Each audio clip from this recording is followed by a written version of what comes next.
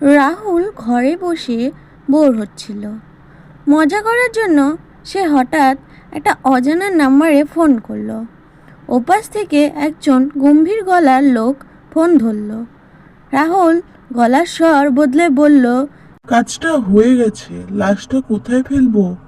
রাহুল ভেবেছিল ওপাশের লোকটা ভয় পাবে বা পুলিশে দেওয়ার ভয় দেখাবে, কিন্তু লোকটা শান্ত গলায় বলল, পেছনের বাগানে আম গাছের নিচে পুঁতে দাও। আর শোনো, রক্ত যেন মেঝেতে না লেগে থাকে, ভালো করে মুছে দিও। রাহুল এবার ভিড়মি খেলো। সে তো মজা করছিল, কিন্তু ওপাশের লোকটা মনে হয় সত্যি কোনো খুনি।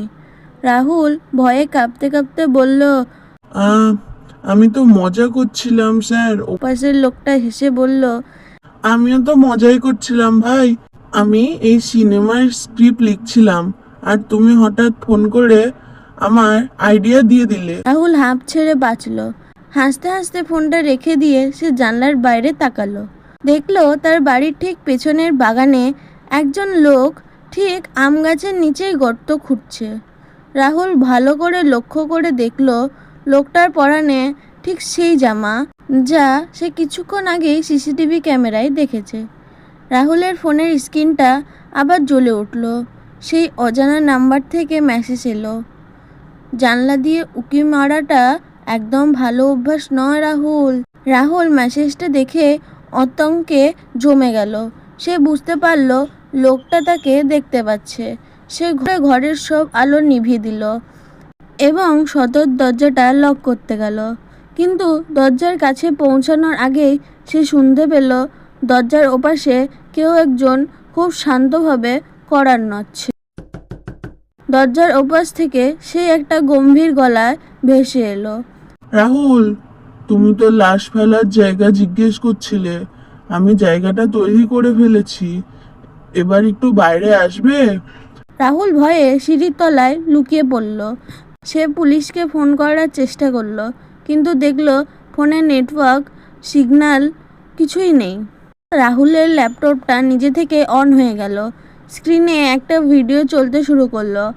রাহুল দেখলো ভিডিওতে সে নিজেই আম গাছের নিচে গর্ত খুঁজছে। তার মানে বাইরে যে লোকটা দাঁড়িয়ে আছে সে অন্য কেউ নয়। সে দেখতে হুবহু রাহুলের মতন। দরজাটা ক্যাচ ক্যাচ শব্দ করে নিজে থেকেই খুলে গেল। বাইরের লোকটা ভেতরে ঢুকে এলো। রাহুল দেখলো লোকটার হাতে একটা আয়না।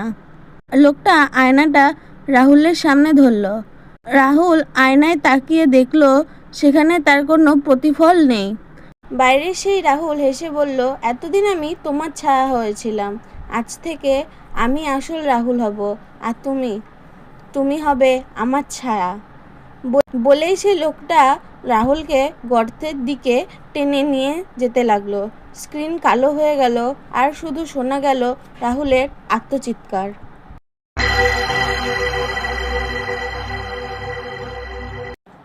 বন্ধুরা, গল্পটি তোমাদের কেমন লাগলো? গল্পটি যদি ভালো লেগে থাকে তাহলে আমাদের ভিডিওটিকে একটি লাইক অবশ্যই করবেন এবং এরকম আরও গল্প পেতে আমাদের চ্যানেলটিকে সাবস্ক্রাইব করুন। ধন্যবাদ। দেখা হচ্ছে পরবর্তী ভিডিও নিয়ে। আজ আসছি, টাটা।